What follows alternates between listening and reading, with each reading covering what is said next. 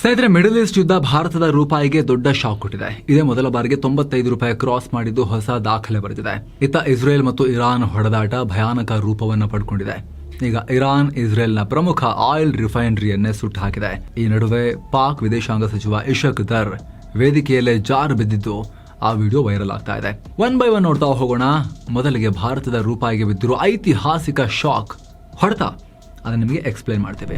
ಏನು ಆಗಲ್ಲ, ಏನು ಆಗ್ತಾ ಇಲ್ಲ, ಯುದ್ಧ ಆರಾಮಾಗಿದ್ದೀವಿ ಅಂತ ಯೋಚನೆ ಮಾಡ್ತಾನೆ ನಮ್ಮ ರೂಪಾಯಿ ಮೌಲ್ಯ 2026ರ ಆರಂಭದಲ್ಲಿ, ಇದೇ ವರ್ಷದ ಆರಂಭದಲ್ಲಿ 90 ರೂಪೀಸ್ ಆಸುಪಾಸಲ್ಲಿದ್ದು, ಆವಾಗಲೇ ನಾವು 90 ಈಗ ಭಾರತದ ಕರೆನ್ಸಿ 95 ರೂಪೀಸಿಗೆ ಬಂದಿದೆ.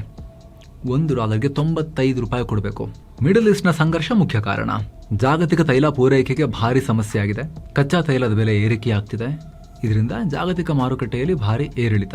ಪರಿಣಾಮ ಭಾರತದಲ್ಲಿ ವಿದೇಶಿ ಹೂಡಿಕೆದಾರರು ತಮ್ಮ ಬಂಡವಾಳವನ್ನ ಹೊರತೆಗಿತಾ ಇದ್ದಾರೆ. ಹೀಗಾಗಿ ಮಾರ್ಚ್ ಆರಂಭದಿಂದ, ಅಂದ್ರೆ ಈ ಯುದ್ಧ ಶುರುವಾದ ಮೇಲೆ ರೂಪಾಯಿ ಭರ್ತಿ 3.5% ಕುಸಿತ ಕಂಡಿದೆ. ಕಳೆದ ವರ್ಷ ಏಪ್ರಿಲ್ 1ಕ್ಕೆ $1 ಬೆಲೆ 85 ರೂಪಾಯಿ 57 ಪೈಸೆ ಇತ್ತು. 2026ರ ಫೆಬ್ರವರಿ 27ಕ್ಕೆ $90.98 ಇತ್ತು. ಏನು ಈ ರೀತಿ ಅಪಾಯಕಾರಿಯಾಗಿ ಕುಸಿತಾ ಇರೋ ಕಾರಣಕ್ಕೆ ಇತ್ತೀಚೆಗಷ್ಟೇ RBI ಕ್ರಮ ತಗೊಂಡಿತ್ತು. ಬ್ಯಾಂಕ್ಗಳ ಫಾರಿನ್ ಎಕ್ಸ್ಚೇಂಜ್ ಲಿಮಿಟ್ ಅನ್ನ $100 ಮಿಲಿಯನ್ ಫಿಕ್ಸ್ ಮಾಡಿತ್ತು. ಅಂದ್ರೆ ಬ್ಯಾಂಕ್ಗಳಲ್ಲಿ $100 ಮಿಲಿಯನ್ ಅಧಿಕ ಕರೆನ್ಸಿ ಹೋಲ್ಡ್ ಮಾಡಬೇಡಿ ಅಂತ ಆದೇಶಿಸಿತ್ತು. ಇದರಿಂದ ಬ್ಯಾಂಕ್ಗಳು ತಮ್ಮ ಹತ್ರ ಇದ್ದ ಎಕ್ಸ್ಟ್ರಾ ಡಾಲರ್ ಅನ್ನ ಮಾರುಕಟ್ಟೆಗೆ ಬಿಡ್ತವೆ. ಆಗ ಡಾಲರ್ ಬೇಡಿಕೆ ಸ್ವಲ್ಪ ತಣ್ಣಗಾಗುತ್ತೆ, ರೂಪಾಯಿ ಸ್ವಲ್ಪ ಶಾಂತವಾಗುತ್ತೆ. ಇಷ್ಟಾದರೂ ಕೂಡ ಯುದ್ಧ, ಮಾರ್ಕೆಟ್ನಲ್ಲಿರೋ ಅಸ್ಥಿರತೆ ರೂಪಾಯಿಯನ್ನ ಇನ್ನಷ್ಟು ತುಳಿದಿದೆ. ಇನ್ನು ರೂಪಾಯಿ ಮೌಲ್ಯ ನೆಲ ಕಚ್ಚಿದ್ದೇ ತಡ ನಮ್ಮ ಸ್ಟಾಕ್ ಮಾರ್ಕೆಟ್ನಲ್ಲೂ ಕೂಡ ಭಾರಿ ಬಿರುಗಾಳಿ ಎದ್ದಿದೆ. ಸೆನ್ಸೆಕ್ಸ್ ಇಂಟ್ರಾಡೇನಲ್ಲಿ 2% ಹೆಚ್ಚು ಕುಸಿದಿದೆ.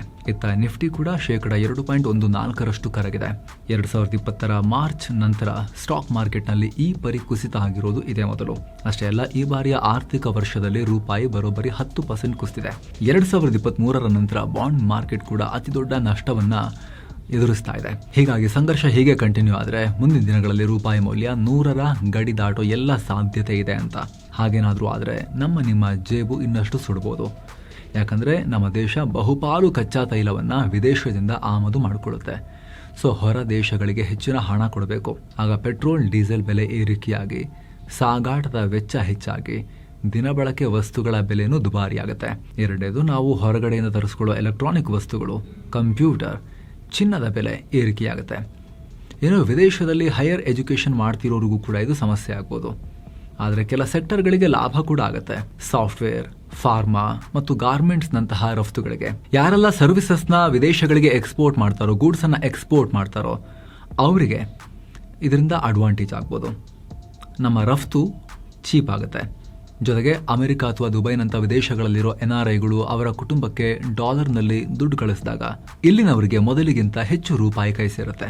ಇದರ ಪರಿಣಾಮ ವಿದೇಶಗಳಲ್ಲಿರೋ ಭಾರತೀಯರು ಭಾರತದಲ್ಲಿ ಆಸ್ತಿ ಖರೀದಿ ಮಾಡೋಕೆ ಲೆಕ್ಕಾಚಾರ ಹಾಕಿದ್ರೆ ಪ್ರಾಪರ್ಟಿಗಳ ಮೇಲೆ ಹೂಡಿಕೆಯನ್ನ ಈ ಟೈಮ್ನಲ್ಲಿ ಜಾಸ್ತಿ ಮಾಡೋಕೆ ಮುಂದಾದ್ರೂ ಆಗಬಹುದು, ಹೇಳಕ್ಕಾಗಲ್ಲ. ಏನು ಸೋಮವಾರ ಬೆಳಿಗ್ಗೆ ಅಷ್ಟೇ ಇರಾನ್ನ ಪವರ್ ಪ್ಲಾಂಟ್ಗಳ ಮೇಲೆ ಇಸ್ರೇಲ್ ದಾಳಿ ಮಾಡಿತ್ತು.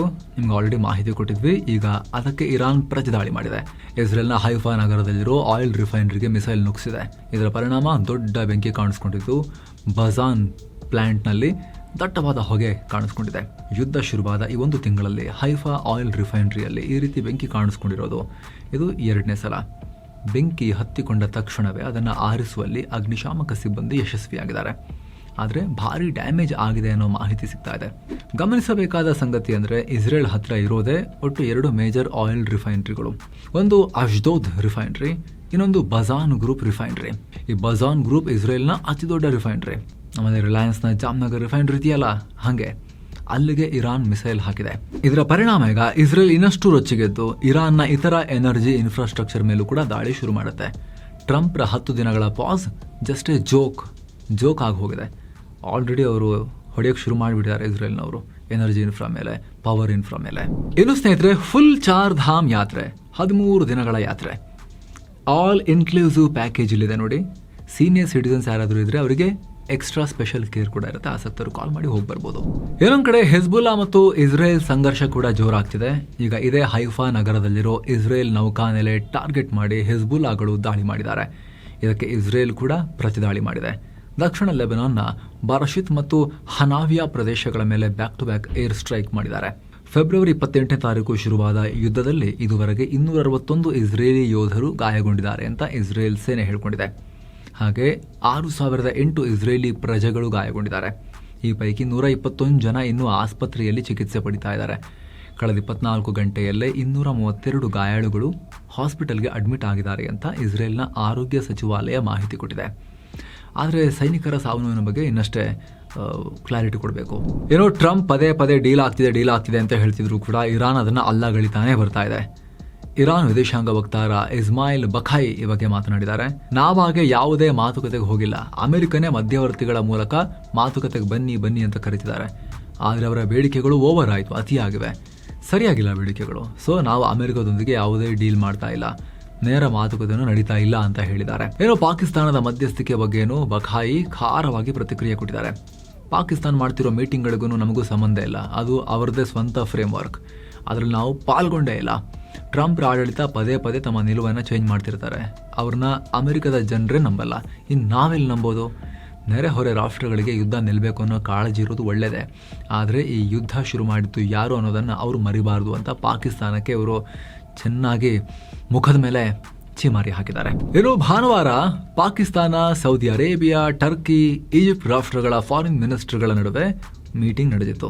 ಈ ವೇಳೆ ಪಾಕಿಸ್ತಾನದ ಫಾರಿನ್ ಮಿನಿಸ್ಟರ್ ಹಾಗೂ ಡೆಪ್ಯೂಟಿ ಪ್ರೈಮ್ ಮಿನಿಸ್ಟರ್ ಕೂಡ ಆಗಿರೋ ಇಶಕ್ ದರ್ ವೇದಿಕೆಯಲ್ಲೇ ಕುಸ್ತು ಬಿದ್ದಿದ್ದಾರೆ. ಆ ವಿಡಿಯೋ ವೈರಲ್ ಆಗಿದೆ.